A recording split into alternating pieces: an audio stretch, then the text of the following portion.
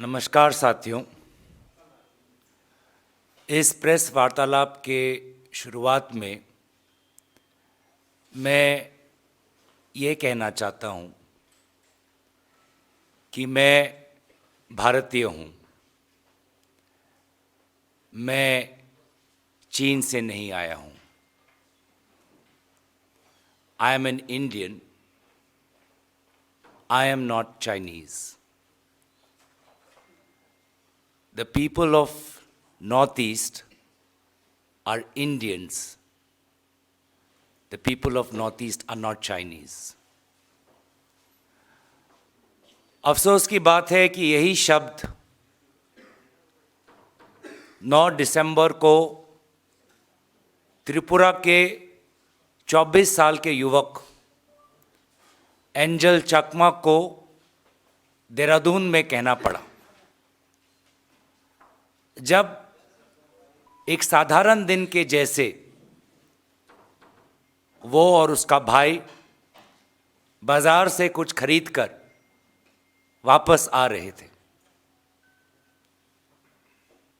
और जो काफ़ी लोगों के साथ हुआ है और शायद अंजल चकमा के साथ भी कई बार हुआ कि बाजार में किसी ने उसको छेड़ा और उसको चीनी बुलाया। पहले के जैसे शायद अंजल चकमा वहां से निकल सकता था। चुपचाप वो अपमानजनक अभद्र शब्द सुनकर वो अपने दर्द को निगलकर वहां से निकल सकता था और शायद अगर वो करता तो आज भी जीवित होता।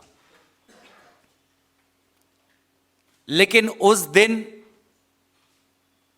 उससे और सहा नहीं गया। उस दिन सहनशीलता का बाड़ फूट गया और उसने वापस मुड़कर कहा कि मैं भारतीय हूं, मैं चीनी नहीं हूं। मैं भारतीय होने का क्या प्रमाण दूं? और जब उसने अपने पैरों पर खड़े होकर उन लोगों से आंख मिलाकर उनके शब्दों का उत्तर दिया, तो बजाय इस भारतीय युवा से गले मिलाकर क्षमा मांगकर दोस्ती बनाकर उस समय 5 लोगों ने उसको पीछे से वार करके उसकी हत्या की। वो युवा 14 दिन तक अपने जिंदगी के लिए लड़ा और अफसोस की बात कि वो हमारे बीच अब नहीं रहा। लेकिन ये बात हम इसलिए उठा रहे हैं क्योंकि कुछ जानकारी आई है जो काफी चिंताजनक है। एंजल चकमा के परिवार के कुछ सदस्यों ने मीडिया में कहा है कि वहां की पुलिस, स्थानीय पुलिस जितनी तत्पर होनी चाहिए थी, कंप्लेंट और एफआईआर रजिस्टर करके जितनी तत्परता दिखानी चाहिए थी, वो नहीं दिखा। लगभग 12 दिन जो हमें मीडिया के द्वारा जानने में मिला है, 12 दिन लगे इस एफआईआर को दर्ज करने में। जब छात्रों ने प्रदर्शन की तब जाके एफआईआर रजिस्टर हुआ। शायद 4 लोगों की गिरफ्तारी भी हुई, लेकिन मूल व्यक्ति भाग चुका। कहीं ना कहीं मन में यह सवाल जरूर उठता है कि क्या ऐसे हादसे कई प्रदेशों में, कई पुलिस थानों में हो रहे हैं कि कोई उत्तर पूर्वांचल का युवक या युवती उसके साथ हुए अन्याय को लेकर पुलिस थाने में जाते हैं और पुलिस वहां से उनको रफा दफा कर देती है। और ये सिर्फ देहरादून की बात नहीं, उत्तराखंड की बात नहीं। उत्तराखंड के लोग बहुत सभ्य हैं, देहरादून के लोग बहुत सभ्य हैं।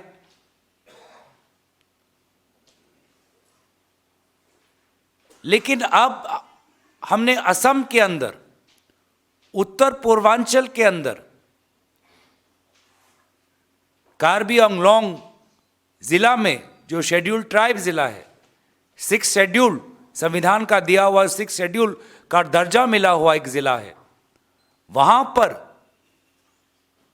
कार्बी, जो हमारे सबसे पुराने जनजातियों में से एक है, उनको उन्हीं के जमीन पर लोग कह रहे हैं कि कार्बी चाइनीज गो बैक।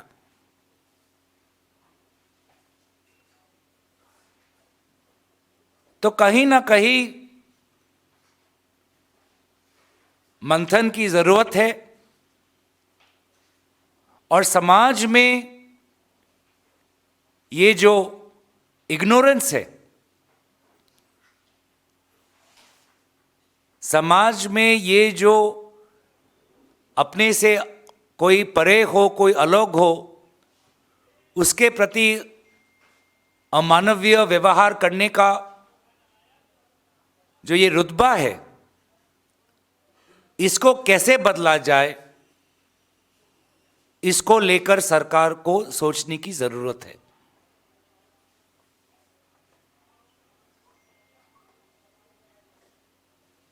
क्या स्कूल के किताबों में जितनी हमें उत्तर पूर्वांचल की संस्कृति, इतिहास समझनी चाहिए, उनके साहित्यों को पढ़ना चाहिए, उनके गीत को सुनना चाहिए, उनके भाषाओं को समझने की कोशिश करना चाहिए,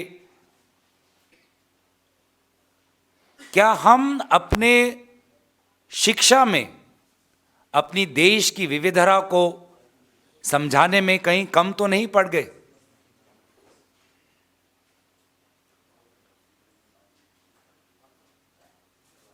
उत्तर पूर्वांचल के लोग शिक्षा के लिए देश के हर कोने में जाते हैं और शिक्षा के लिए ही अंजल चाकमा उत्तराखंड गया। शिक्षा तो मिली, लेकिन जान भी गंवानी पड़ी।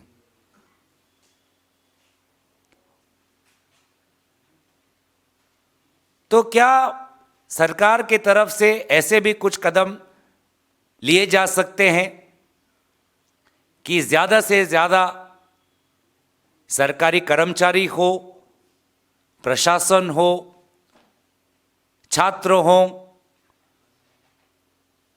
देश के विभिन्न कोने से सरकारी खर्च पर वो उत्तर पूर्वांचल जाएं, जाके देखें कि जिस उनाकोटी से अंजल चाकमा आता है, वहां पे कितने पुराने शिव के मंदिर हैं। जाइए असम में और गोपुर में जाके देखिए कि किस प्रकार से एक युवती कनकलता बोरवा ने स्वाधीनता संग्राम में भारत छोड़ो आंदोलन के समय भारत के झंडे को लहराते हुए जब ब्रिटिश ने उस पर आक्रमण किया तो उसने हंसते हंसते अपने जीवन का बलिदान दिया। तो ये कहीं हमें समझना चाहिए कि हम और विशेष रूप से आज की सरकार ये जो वन इंडिया की बात करती है, इस वन इंडिया में जो कितनी विविधताएं हैं उसकी बात नहीं करती। इस वन इंडिया में कितने स्टेट्स हैं, कितने लैंग्वेजेस हैं, चेहरे कितने अलग अलग हैं, उसकी बात नहीं करती। और शायद इससे जब लोगों को कोई नया चेहरा दिखता है तो अपने सगे भारतीय नागरिक होने का उनको उनके मन में शंका होती है। तो हम ये अपेक्षा करेंगे कि अंजल चकमा के मामले में जल्द से जल्द कानूनी कार्रवाई हो, जल्द से जल्द कोर्ट में ये केस दाखिल हो, जल्द से जल्द और सख्त से सख्त सजा उन लोगों को मिले और पूरे देश में ये जानकारी फैले कि कैसे इन लोगों को कोर्ट के द्वारा जल्द से और पूरी पुख्ता जांच के साथ इनको कानूनी दंड दिया गया। और वो एक व्यक्ति जो आज भी फरार है, हम अपेक्षा करेंगे कि इसको जल्द से जल्द पकड़ा जाए। और क्यों एफआईआर दर्ज करने के लिए देरी हुई, समाज को पुलिस पर दबाव बनाना पड़ा, इसको लेकर भी पुलिस की एक इंक्वायरी हो। आज बहुत दुख के साथ मैं अपने बातों को रख रहा हूं और इन्हीं शब्दों के साथ मैं अपना स्टेटमेंट यहां पे समाप्त करता हूं।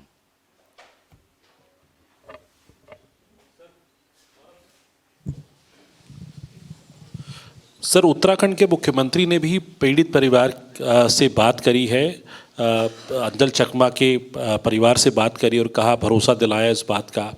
त्रिपुरा के मुख्यमंत्री ने भी बयान दिया कि उन्होंने भी रीच आउट किया है उत्तराखंड की सरकार को और कड़ी कार्रवाई की जाएगी और 4 लोगों की गिरफ्तारी की बात रखी है। तो सरकार के इस कार्रवाई, अब तक की कार्रवाई से क्या आप संतुष्ट हैं या नहीं? मैंने एक विशेष बात आपके सामने रखी कि मूल व्यक्ति फरार है, उसको पकड़ा नहीं गया। ये आप सरकार की सफलता या सरकार की विफलता समझेंगे। मैंने आपके सामने ये बात रखी कि एफआईआर दर्ज करने में 12 दिन लगे, जब दबाव बना तब जाके कार्रवाई शुरू हुई।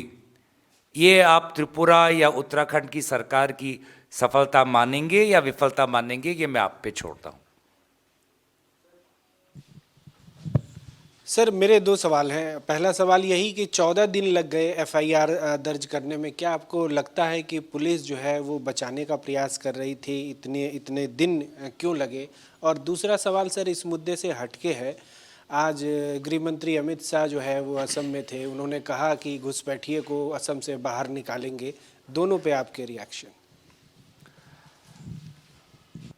देखिए, हम इसलिए क्यों देरी हुई, इसके पीछे कारण जानने के लिए ही हम इंक्वायरी की मांग कर रहे हैं उत्तराखंड की सरकार से। और कहीं ये आइसोलेटेड केस तो नहीं, हर दिन देश के किसी कोने में कोई पुलिस थाने में केस ऐसे नहीं दर्ज हो रहे। इसको लेकर भी केंद्र गृह मंत्री सक्रिय हो और इमीडिएट रिव्यू ले डीजीपीज के साथ। जहां पर केंद्र गृह मंत्री असम के भ्रमण पर है, आपने देखा कि जो मूल विषय है आज के तारीख में कि 6 शेड्यूल में भाजपा का एक सदस्य का घर जो मुख्यमंत्री हिमंत बिश्व शर्मा जी के करीब है, जो वहाँ के 6 शेड्यूल काउंसिल के चीफ है, लोग उससे और उनके कार्रवाई और कार्यकाल से इतने नाराज हैं कि उसका घर जला दिया। 6 शेड्यूल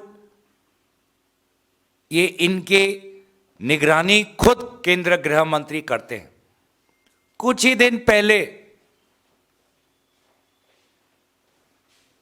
वे व्यक्ति चीफ, कार्बी आंगलॉन्ग के चीफ, भाजपा के चीफ दिल्ली में थे, केंद्र गृह विभाग से मिले भी।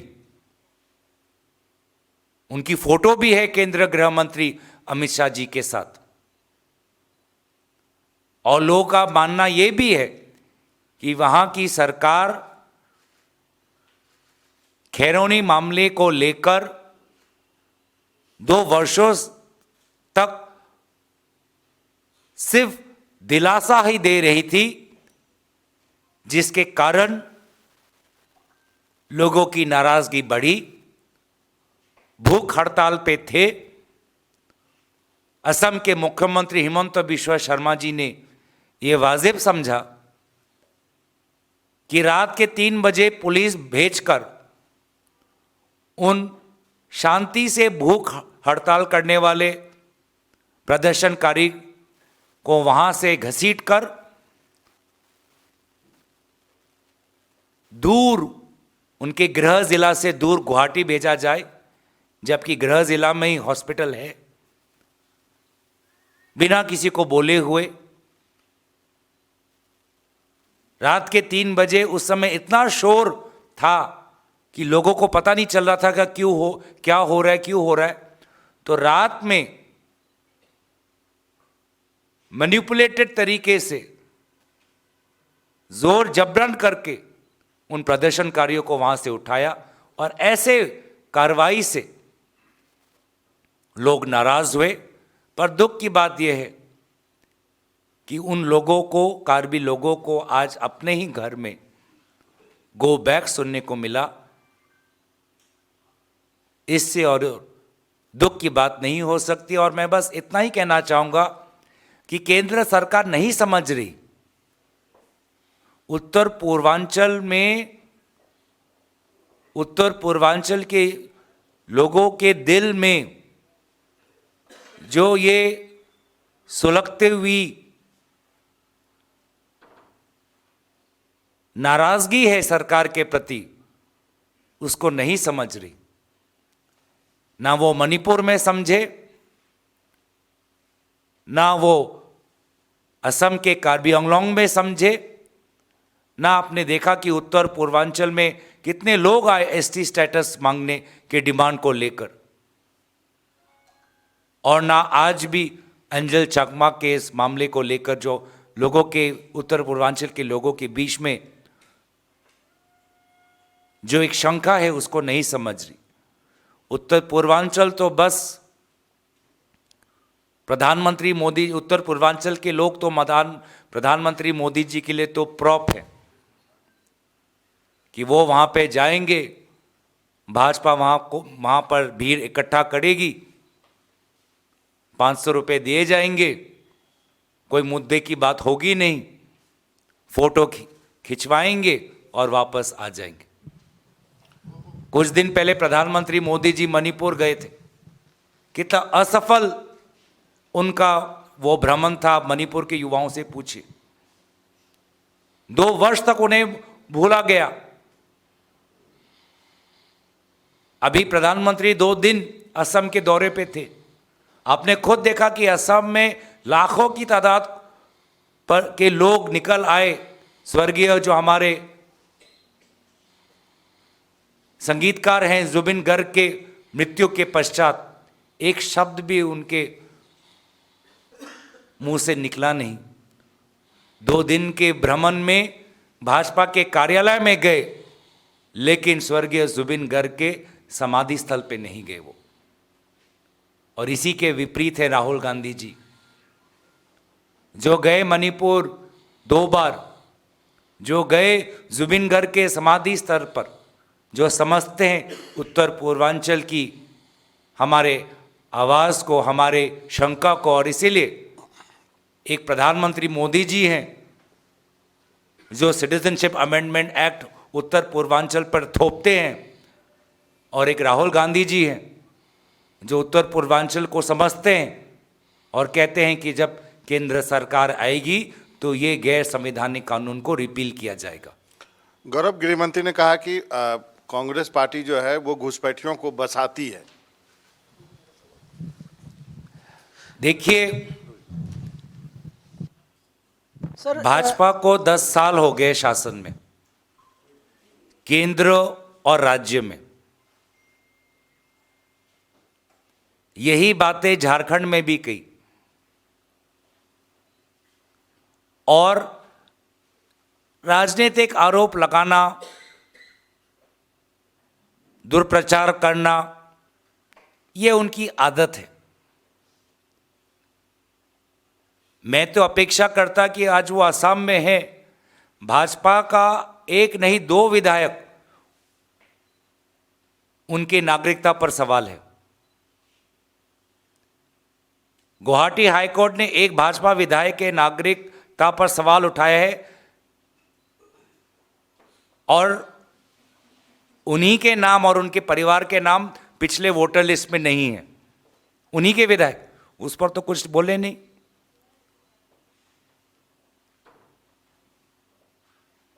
तो जो विधायक जो बाराक वैली में भाजपा के हैं, जिनका खुद का नाम वोटर लिस्ट में और जिनका खुद के नागरिकता को लेकर सवाल है, पहले भाजपा और केंद्रीय गृह मंत्री उस सवाल का उत्तर दें। There's a lady here, I think she was raising a question. There's a mic behind you.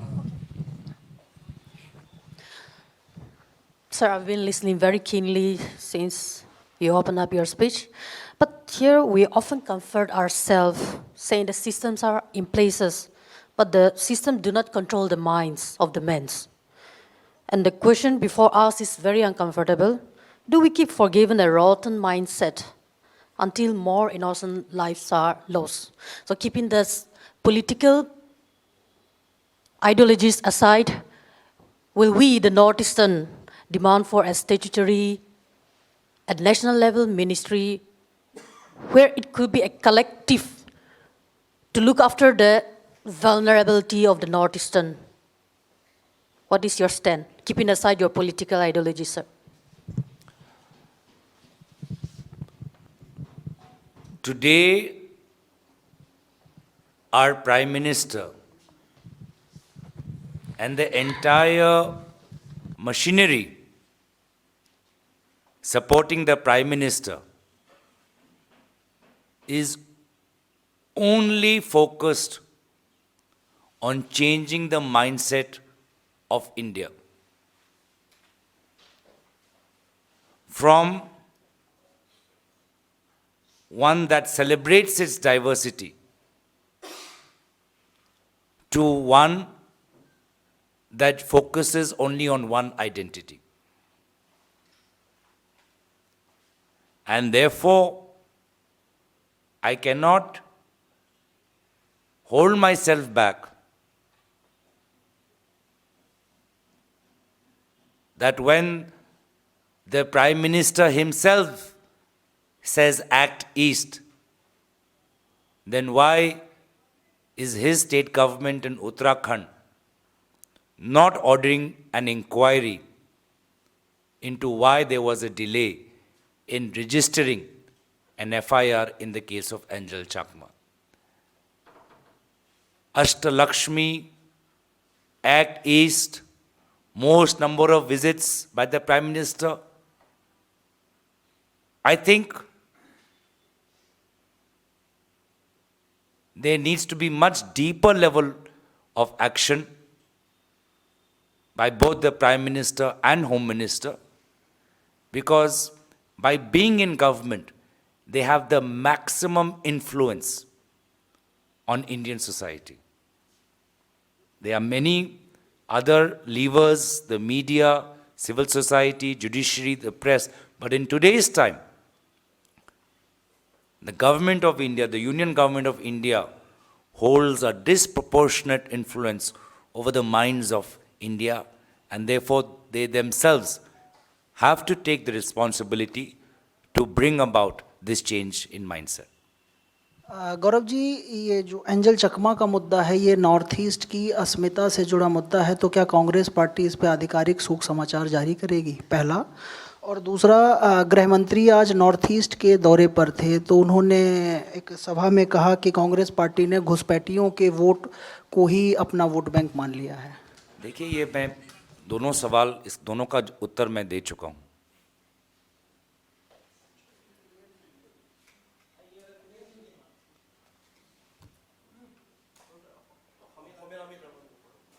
Any other question? मैं बस इतना ही आप लोगों को जानकारी में देना चाहता हूं कि मेरे साथ भी ऐसा हुआ, और शायद बहुत हमारे उत्तर पूर्वांचल के साथ हुआ। जब हम एक बार आगरा गए तो गार्ड ने हमसे पूछा कि आप कहाँ के हो, आप हमें अपना पासपोर्ट दिखाओ। तो आप लोग तो, आपने ये कभी महसूस नहीं किया होगा कि खुद के ही देश में खुद का ही भाई आपसे आपका पासपोर्ट मांग रहा है। ये जो फीलिंग है, ये जो भावना है, ये बस हम जो उत्तर पूर्वांचल से आते हैं, ये बस हम ही समझ सकते हैं। इसमें कितना गम है, कितना दर्द है, और कितनी ताकत चाहिए कि इसके पश्चात भी भारत माता की जय, जय हिंद और देश का झंडा अलग अलग मंच पे हम गर्व से लहराते हैं। ये हमारी देशभक्ति और हमारी सहनशीलता और हमारे ताकत का प्रमाण है। Gaurav sir, how will this case resonate in the upcoming Assam elections? Let us, I don't want to link it with Assam elections. I think for us, this is another set of incidents that we see after Manipur, especially Manipur. Manipur is the single biggest deliberate act of ignorance that the Prime Minister has taken with respect to the Northeast. And no matter how many beautiful words, no matter how many times you visit, the fact that whenever the Northeast is burning or is in grief, whether in the case of Manipur or during the passing away, the funeral to Zubin Garg, Prime Minister is always absent. Thank you.